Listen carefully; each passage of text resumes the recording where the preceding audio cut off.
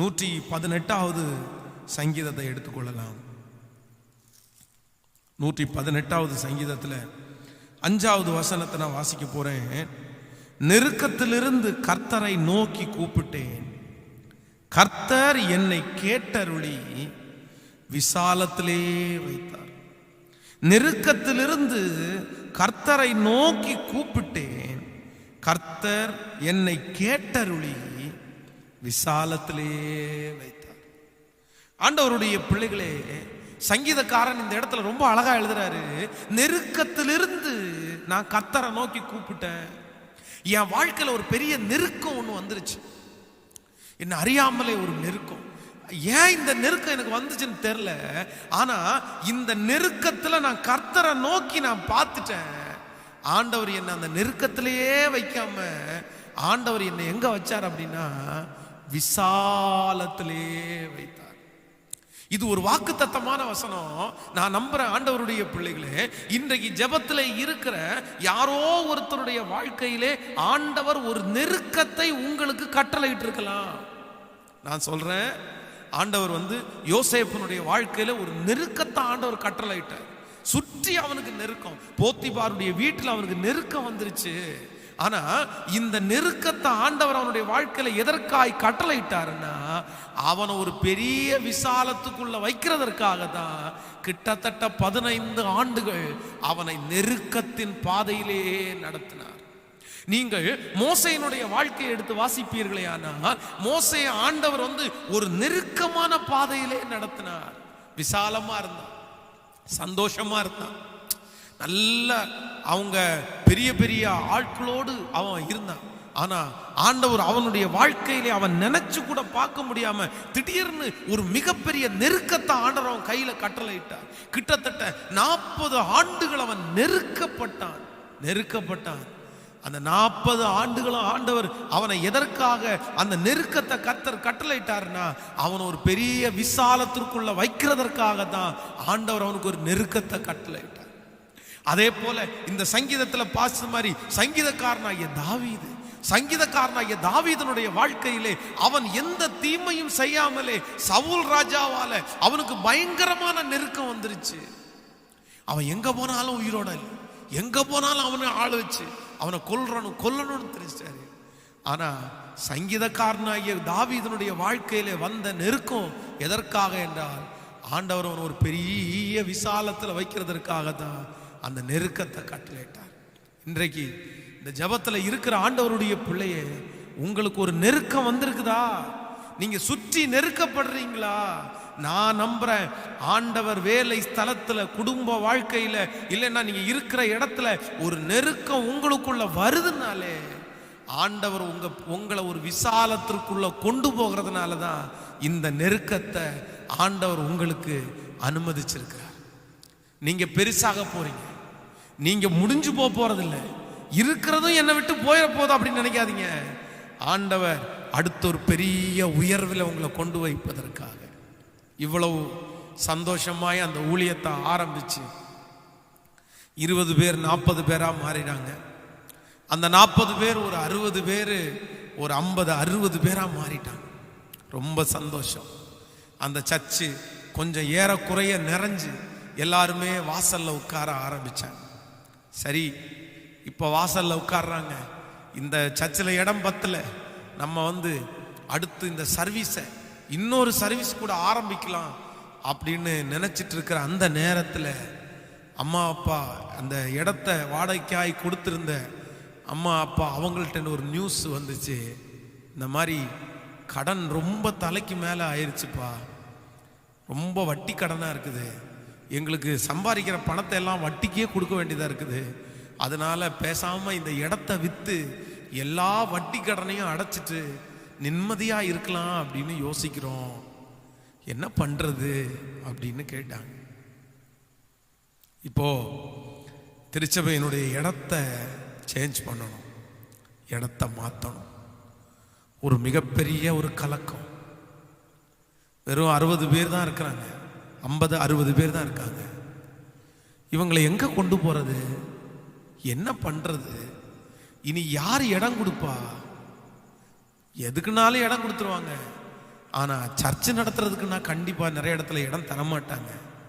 அந்த ஆசீர்வாதம் அவங்களுக்கு தெரியாது. இல்லை, நிறைய நேரத்தில் அநேக இடத்துல தேடி தேடி தேடி தேடி எல்லா இடங்களிலும் நிறைய இடங்களில் ரிஜெக்ட் பண்ணப்பட்டு ஒரே ஒரு இடத்துல ஒரு மாடு கட்டியிருந்த ஒரு இடம், ரொம்ப அசுத்தமாக அந்த இடம் இருந்துச்சு. அவங்கள்ட்ட போய் இந்த மாதிரி ஒரு ஜெபம் நடத்துறதற்காக உங்கள் இடம் எங்களுக்கு கொடுக்க முடியுமான்னு கேட்டோம்.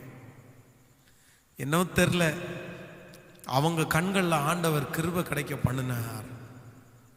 ஒரு மிகப்பெரிய சந்தோஷம் என்னன்னா, ஃபஸ்ட்டு சர்ச்சு 32க்கு 14, அடுத்து போன சர்ச்சு 24க்கு கிட்டத்தட்ட 60. அப்படியே டபுள் மடங்க விட கிட்டத்தட்ட 60-65 அடி வெளியே போர்ட்டிகோ எல்லாம் சேர்த்திங்க அப்படின்னா கிட்டத்தட்ட 70 அடி வந்துடும். அவ்வளோ நீளமான அகலமான சர்ச்சு. பா, மறக்கவே முடியல.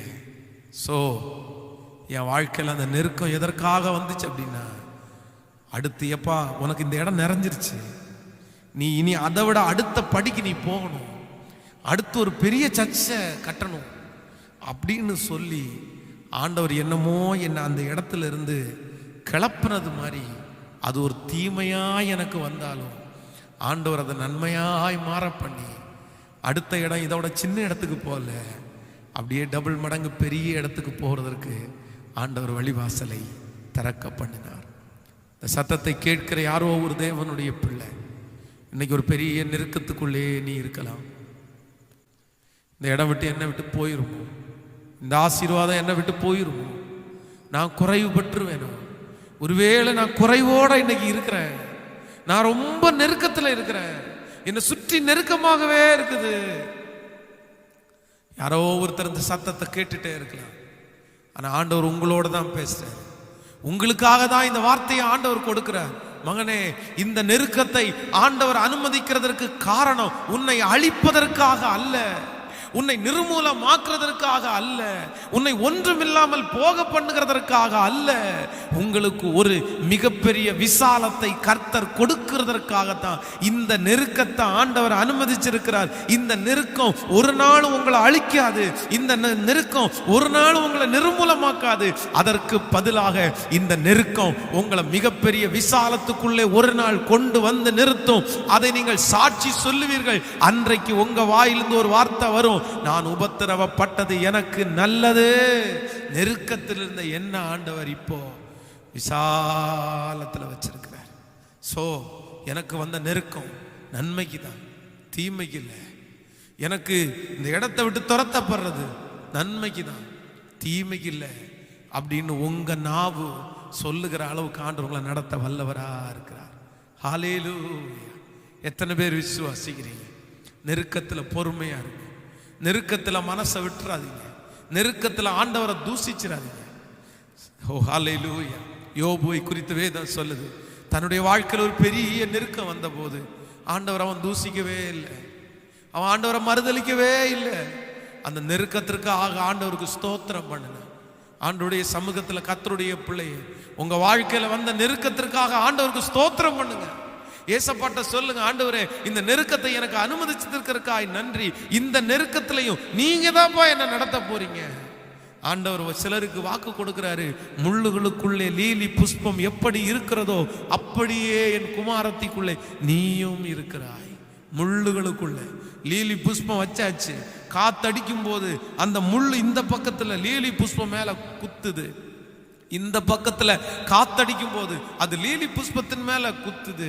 சோ சுற்றி முள்ளுகளுக்குள்ளே இருக்கிற ஒரு லீலி புஷ்பம், ஆனா இந்த காத்து அடிக்கும் போது இந்த முள்ளு குத்தும் போது இந்த லீலி புஷ்பம் மாண்டு போகல, இந்த லீலி புஷ்பம் வாசனை கொடுக்குது. பக்கத்துல நடந்து போறவங்களுக்கு வாசனையா இருக்குது. ஐயோ இங்க ஒரு லீலி புஷ்பம் இருக்குது. நான் நம்புறேன் உங்களை நெருக்கத்துக்குள்ள ஆண்டவர் எதுக்கு வச்சிருக்கிறாருன்னா, அநேகருக்கு வாசனை கொடுக்கிறவர்களாய் உங்களை மாத்துறதுக்காக தான் அந்த நெருக்கத்துக்குள்ளேயே உங்களை வச்சிருக்கிறார்.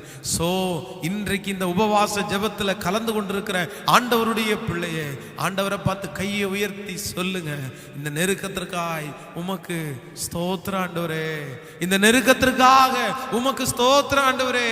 என்னை ஒரு பெரிய விசாலத்திற்குள் வெகு சீக்கிரம் நீ வைக்க போகிறீர், அதை நம்புறேன்னு நீங்க அறிக்கை செய்யுங்க ஆண்டவரிடத்துல. உங்க பிள்ளை நெருக்கப்படுகிறார்களோ, உங்க பிள்ளைக்கு ஒரு விசாலத்தை வைக்கிறார். ஊழியத்துல நெருக்கப்படுகிறீர்களோ, ஒரு விசாலத்தை கர்த்தர் வைக்கிறார். விசாலத்துல ஆண்டவர் வைக்கிறார். ஹல்லேலூயா. முழங்கால் படியிடுவோம் ஆண்டவருடைய சமூகத்தில். முழங்கால் படியிட முடியாதவர்கள் எழும்பி நின்று கொள்ளுங்கள். இன்றைக்கும் இந்த உபவாச ஜெபத்துல கர்த்தர் மகிமைப்பட்டார். Thank you Jesus. இந்த 9வது நாள் ஆண்டவருடைய பிரசன்னம் அநேகம் பேரை நிரப்பி கொண்டிருக்கிறது. ஆண்டவருடைய மகிமை நிறைய பேரை நிரப்பி கொண்டிருக்கிறது. ஆண்டவர் நிறைய பேரிடத்துல வாக்கு கொடுத்து கொண்டிருக்கிறார். உன்னை நான் லீலி புஷ்பனமா வச்சிருக்கிறேன். உன்னை வாசனை கொடுக்கிறவளாய் மாற்று, வாசனை கொடுக்கிறவனாய் மாற்று. இந்த நெருக்கம் உன்னை நிர்மூலமாக்காது. இந்த நெருக்கம் உன்னை நிர்மூலமாக்காது. இந்த நெருக்கம் உன்னை அழிக்காது. இந்த நெருக்கம் உன்னை ஒண்ணும் இல்லாம பண்ணாது. இந்த நெருக்கம் உனக்கு ஒரு நாள் ஒரு விசாலம் உண்டு பண்ணும். நெருக்கப்படுகளுடைய பட்சத்துல கர்த்தர் இருக்கிறார். ஹல்லேலூயா,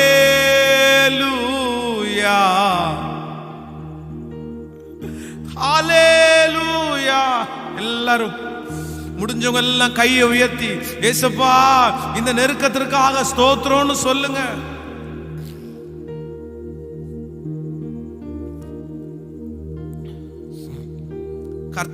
கர்த்தரை பார்த்து சொல்லுங்க, இந்த நெருக்கத்திற்காக உமக்கு ஸ்தோத்திரம் ஆண்டவரே.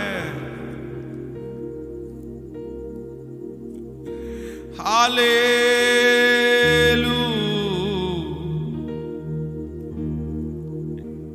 ஹல்லேலூயா.